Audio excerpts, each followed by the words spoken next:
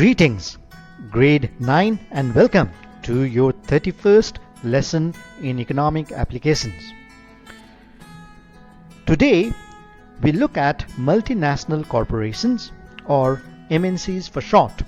This is a part of your series of lectures on globalization. We know that there are many companies that work in an international scenario. They work in international markets like Colgate, Siemens, Bridgestone, Citibank, Unilever, companies like Nissan and HP, and so on and so on. Now, these kind of companies are known as multinational corporations. So today, in this chapter, first we look at the favorable impact that globalization has brought in our country, India. And secondly, we will look at the MNCs, the multinational corporations, and how the multinational corporations has benefited our Indian companies and also our Indian scenario. So first and foremost, let's look at some of the favorable impact that globalization has brought inside our country. First and foremost, it is without doubt that now management and services has become better, and there has been an inflow of modern technology. Secondly, there has been a freer inflow of foreign exchanges like dollars, pounds, and other foreign currencies, which was required very much in our country, has flown in, and investments in terms of foreign exchange has come inside our country. Secondly, competition has been much more amongst all companies due to globalization, and the result of that is now we are getting better services, better products, and at the same time we are getting variety of products also. Fourthly, globalization in our country has brought in an accelerated growth rate.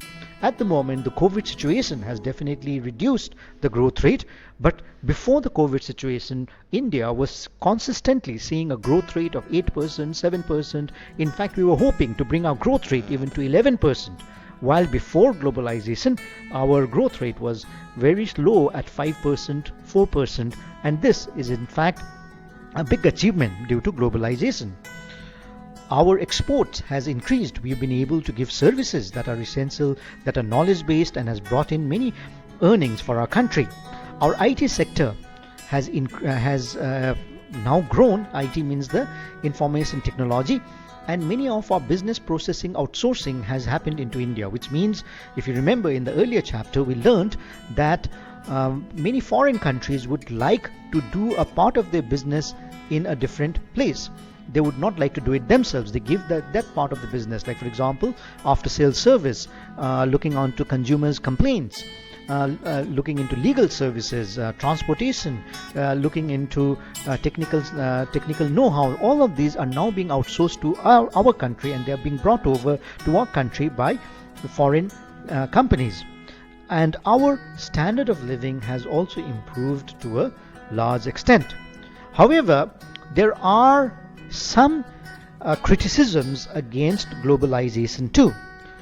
It has been argued that globalization has reduced or has created loss of jobs in some areas. Like for example, whichever companies were not competitive, like for example toy making. In our Indian toy makers, there are no Indian toy makers anymore. We buy all our toy makers toys or children's product from other countries. In the same way, some stationery product has also been entirely removed. Indian companies are no longer making it. Secondly, there has been instability also because of we have to take in a foreign investment. So in case our markets or something happens in our country and the markets do not perform, therefore the investment is withdrawn from our country, and also jobs are lost. So we are facing instability. We are more open to instability, and also whatever happens outside our country will also affect us very badly. So in case the stock exchanges from outside the country do not do well, even our stock exchanges will get affected. So definitely it has also brought in instability. And also it has been argued that our rural sector has not received the benefit of globalization. All the benefits of globalization has happened to the urban sector or to the cities and the towns, and they are benefiting from the advantages of globalization. So, having looked at the negative and the positive impact of globalization, now let us try to find out what multinational corporations are. Multinational corporations are definitely a part and parcel of globalization. Once the globalization has started, all the multinational corporations can now enter into our country and start operating their businesses also in our country. So let's see what it is. A multinational corporation is usually a large corporation incorporated in one country, which produces or sells goods and services in various countries. The two main characteristics of MNCs are their large size and the fact that their worldwide activities are centrally controlled by a parent company. So which means that, number one, the multinational corporations are normally based in one particular country. Their origin is normally in one country. For example, Unilever, the origin is in India. They are owned by the Tatas, but they are very large and they move their business to other countries also. So basically, number one, they are giant-sized companies. They are very big. And number two, they carry out and they work their business and they start their offices in other countries also. So basically, even though their own parent company is in a particular country, they are operating their businesses in all the countries all around the world. Number three, even though they have different companies all around the world, they have a centralized power. They have to listen to what the rules and regulations that is organized in the central company, in the parent company. So whatever work culture is there in the parent company, that same work culture is there in the companies that are working in a foreign country. Fourthly, they possess oligopolistic power, which means that they will try to take over many other businesses, and also because they are going to be a few amongst the many products or many businesses, they tend to get some economic power out of it. Like for example, Sony Corporation, there are very few competitors, but there are competitors. The competitor to Sony might be Samsung and other companies, but the competition is few. So they have some degree of power. So it's not that the competition for them is huge and there are many kind of competitions. The competitions are few and they know one another. They know the competitors very well and they are working in that way. So for example, the Coca-Cola, their main competition is Pepsi, and Pepsi is Coca-Cola. So they know the competitors very well. So it's not like a market where you don't know your competition. So there are a few competitors that they are working with, and they possess that degree of power due to their few competition. Number 5, they normally transfer the resources. They provide collective transfer of resources to other countries. So for example, if a French company, a French multinational corporation plans to work in India, they transfer all the resources. That means they transfer the know-how, the technical know-how, their work culture, everything is transferred over to the Indian company, and that also comes over.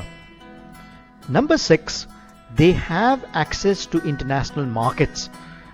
That means that they can set up their company in any part of the world that they want. They have the resources, they have the money to send the company to each and every corner of the world. And number 7, compared to other companies, their degree of advancement is very high. They have used very advanced technology. Their way of working is very advanced.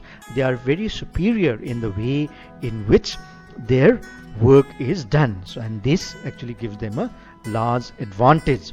Now, some of the examples of multinational corporations are Microsoft, the IBM, Nestle, Procter & Gamble, Coca-Cola, PepsiCo, Citibank, Sony Corporation, Samsung, and there are so many of them. So be aware of which are the multinational corporation, and like I told you, to know whether any company is a multinational corporation or not, we need to understand a very simple criteria, that they have their origin in one particular country, but their companies are based all around the world. Now, what are the positive impact of the multinational corporations? How has the multinational corporations benefited the Indian economy? First and foremost, the Indian economy has benefited from multinational corporations because of the large amount of capital investments, or the large amount of money that has been brought into India in the form of investments. For example, if Coca-Cola is thinking about setting up their business in India, along with Coca-Cola comes in a huge amount of money, machine, technology, manpower, and all of these are very positive investments in India. So India benefits from these kind of capital investments.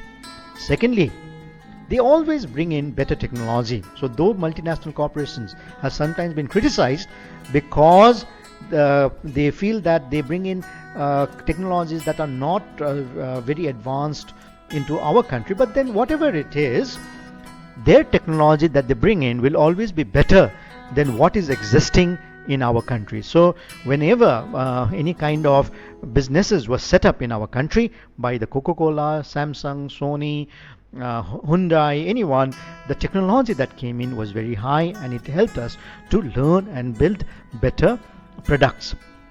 Number 3, they also brought in competition to the Indian companies. So Indian companies were also all of a sudden became very alert. They also wanted to compete with the multinational corporations and improve the product. Otherwise, Indian companies would have never improve themselves, because seeing that the multinational corporations are bringing in better products, even Indian companies try to improve their product, like the Tatas and other many Indian companies have improved the product and has survived by making better products in the country.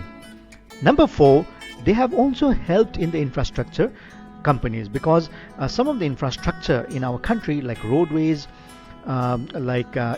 electricity generation, all of this has been built with the help of multinational corporation. Not exactly help, but then they were able to bring in the investments, because any ordinary private company would have been able to invest in infrastructure, because they require a large amount of money.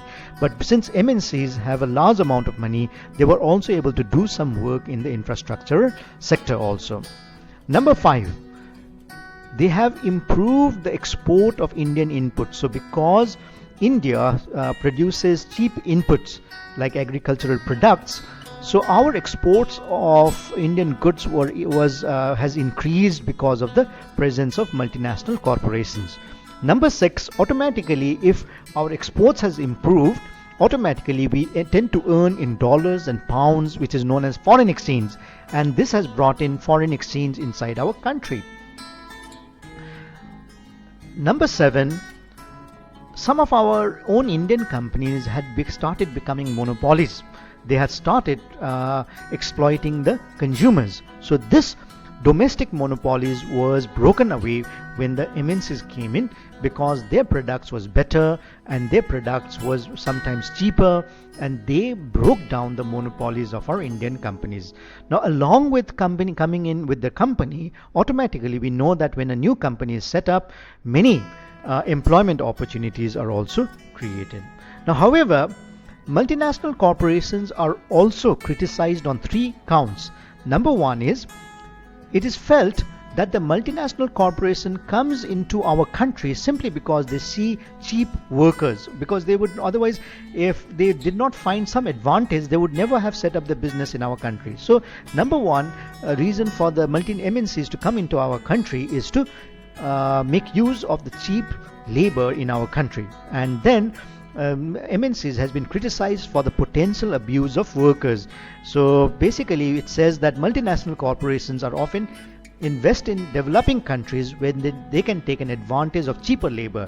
Some MNCs prefer to put up branches in these part of the world because there are no strong laws, no strong labor laws, and when people need jobs, because this multinational corporations can demand for cheaper labor, and then they give lesser amount of advantages to our workers. They don't have to give healthcare benefits, they don't have to give insurance, they don't have to give better working conditions. So this particular negative aspect has been there in the multinational corporations, where they are exploiting our cheap workers, cheap labor, without giving the benefits that the multinational corporations give in more developed countries. So in developed countries they would have to give medical care, they will have to give better work conditions, which they don't have to give to our Indian workers. Number two, the MNCs are a threat to local business, because local businesses are now having to shut down because they cannot withstand the competition from the MNCs. So this another disadvantage of MNCs is their ability to dominate the market. These giant corporations can dominate the industries because they have better products, and they can afford to even offer them at lower prices, since they have this financial resources to buy in huge bulk, and this can eat up all the other smaller businesses offering the same goods and services. Chances are local businesses will suffer, and worse, will close down.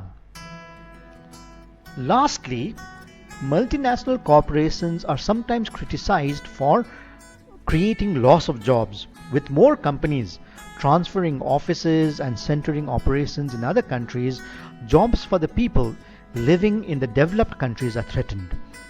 Take the case of multinational corporations that create offices in developing countries for their technical operations and manufacturing.